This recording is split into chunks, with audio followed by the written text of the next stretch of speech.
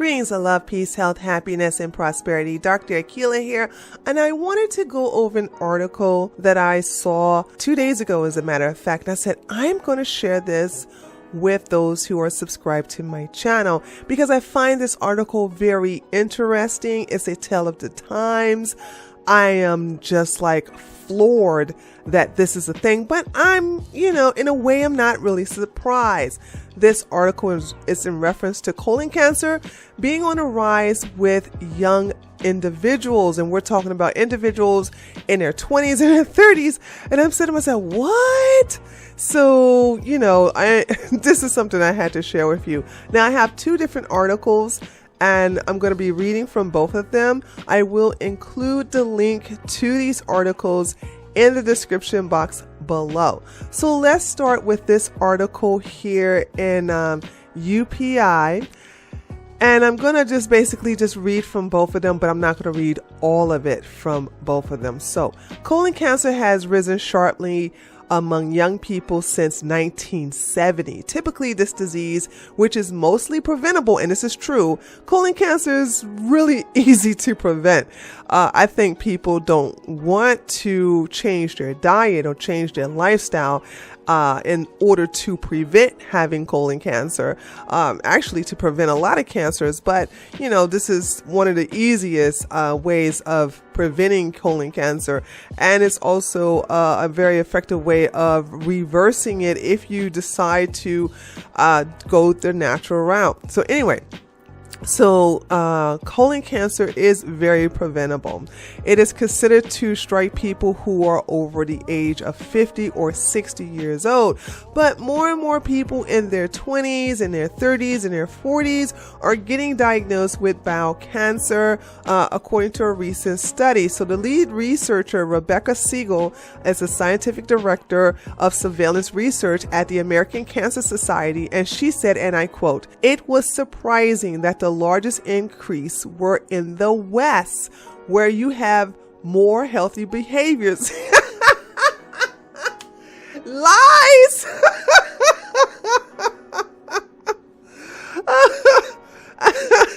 You kidding me? I'm like, the West have more healthy behaviors? Dude, first of all, let's not lie here, Miss Rebecca Siegel. You have way more people who are obese in Western countries than in any country in the world. Okay, I would have to say Japan or China probably have more of a healthy diet than the West. I mean, we have an obese epidemic here. We have a opioid epidemic. We have a lot of problems here.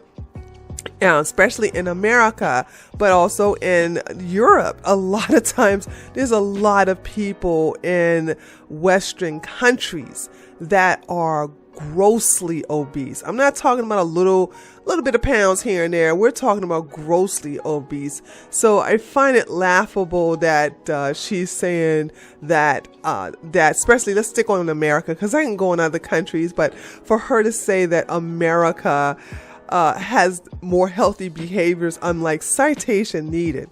But let me go ahead and continue with the article. So the question is, why are rates of colon cancer rising among young adults? I can easily tell you that it's the fact that they don't exercise, they don't get out their house, they sit down and they actually eat unconsciously, meaning that they're watching their TV, their monitors, or they're watching TV while watching reality TV, or they're playing games while eating at the same time. So they're subconsciously eating and they're not being aware of how much food they're putting into their bodies. They're not eating a lot of healthy foods. And when you're sitting down a lot and you're not moving and they took basically in high school and in middle school, and I think in elementary school, gym is now an option. It's an elective. There's no mandatory gym. Unlike when I went to school, gym was mandatory.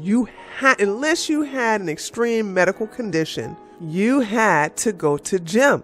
You had to go to gym class. You had to be very active. And a lot of times we walked to school. So you have removed a lot of things that kept children active. They don't go outside and get on bicycles, and they don't go walk, and they don't go run, and they don't play sports unless their parents force them or, I guess you could say groom them into being more of an athlete, someone who enjoys sports, whether it's baseball, basketball, football, whatever the sports may be.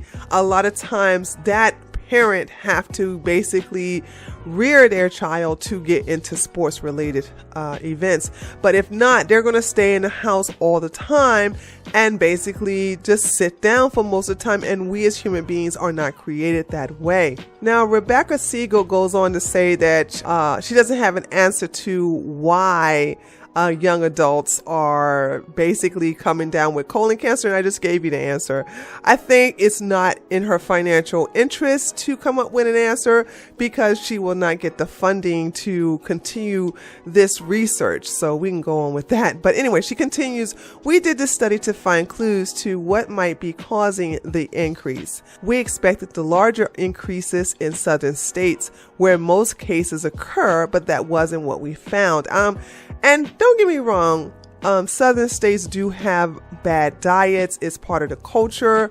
But I don't see how this is I don't see how you can think that the southern states are lazy. It's very hot, and I'm in Georgia, so I know it's hot down here. So we're more active. We're sweating a lot. We're not that stationary down here in the South. So that's the reason why colon cancer is not high down here. Okay. Also, regardless of how much fatty food and greasy food that a lot of Southerners partake in down here in the South, one thing they do love is vegetables. But when you have other parts of the United States, like the North and especially the West, you find that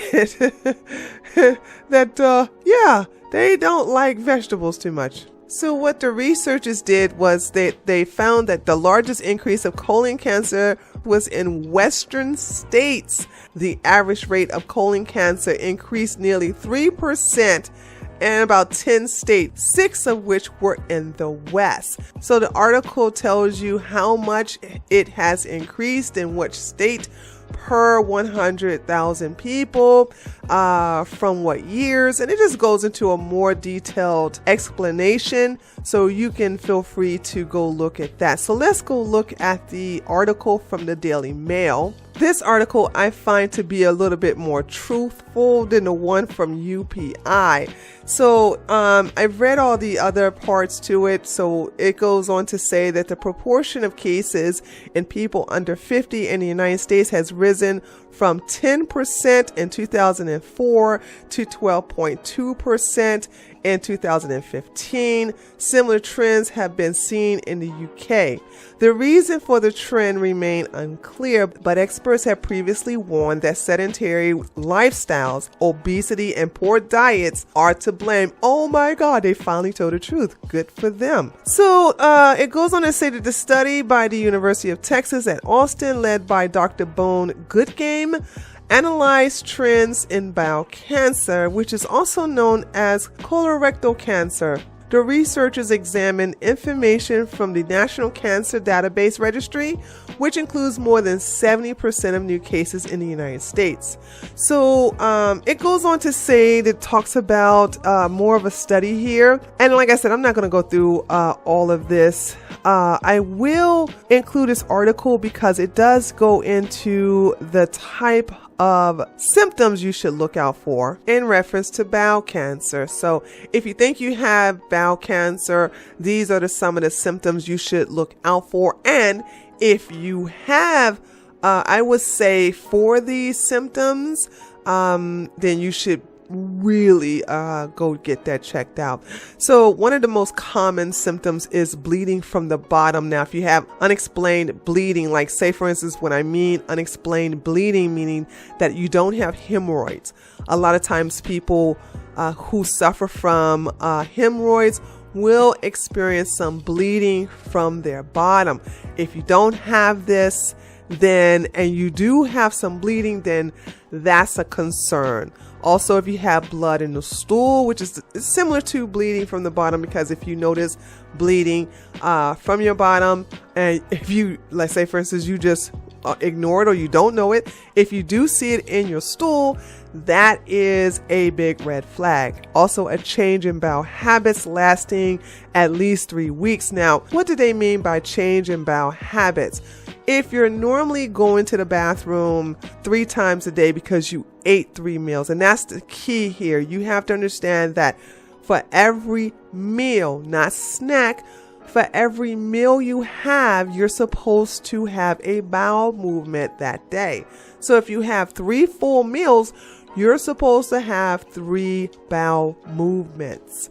Now, if you're going from having 2 bowel movements a day to just 1 bowel movement a day to having 1 bowel movement every 2 to 3 days, that's something you should be concerned about. And this is something that goes on for the next 3 weeks. So if you notice in the next 3 weeks, your bowel movements are starting to decrease, the formation of your bowels will look strange, like it'll go from full to thin.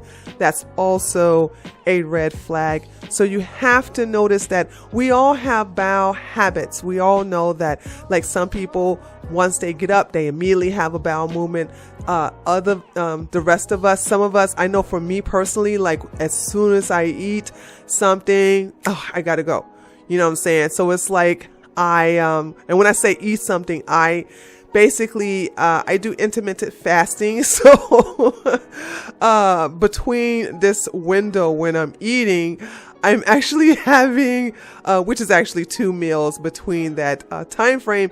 I actually have to go to the bathroom every time I eat those meals, which is 2 times. So that is something that I'm used to. That is a ongoing occurrence with me. So if anything changes like that and I'm not going at all and it's lasting for 3 weeks, that's a red flag. I doubt it because I eat a very healthy diet. But if it did happen, I know something is going wrong. So you should think the same thing. Also, unexplained weight loss is a huge telltale sign.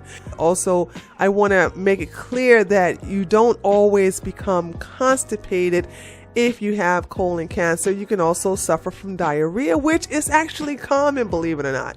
If you can't hold your bowels after you eat, or let's say for instance, if you're doing something, you are suffering from diarrhea, then yeah, you're actually going to lose a lot of weight. You're going to be also dehydrated. So keep that in mind. Also, if you are experiencing extreme to unexplained tiredness, and last but not least, abdominal pain. If you're experiencing a lot of cramping in your tummy, and it's like, there is an herb that I'm not a fan of, but a lot of people who suffer from constipation take this herb, and it's senna. And the reason why I am against senna is because it's too extreme. Now, if you haven't had a bowel movement in about, I would say 2 weeks or 3 weeks, oh yeah, I'm definitely going to recommend senna. But for individuals who basically have a regular bowel movement, even if you have a bowel movement once a day or once every other day, I'm not going to suggest senna because senna really cramps your stomach. But I noticed that individuals who don't experience any cramping is because their colon is so compact with waste. And this is the reason why they don't suffer from any abdominal pain. But if you have a lot of dead cells located in your colon, that in itself is going to be painful. And this is where the abdominal pain comes from. So there you have it, ladies and gentlemen. This is the information I wanted to share with you in reference to the rise of colon cancer in the young. Of course, you all know that there are preventable measures to ensure that you have a healthy colon.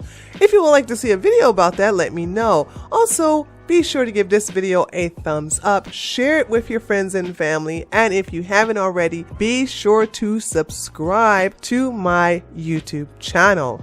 And with that being said, this is Dr. Keela, and this is your health news break for today, and I will see you next time. Peace and blessings.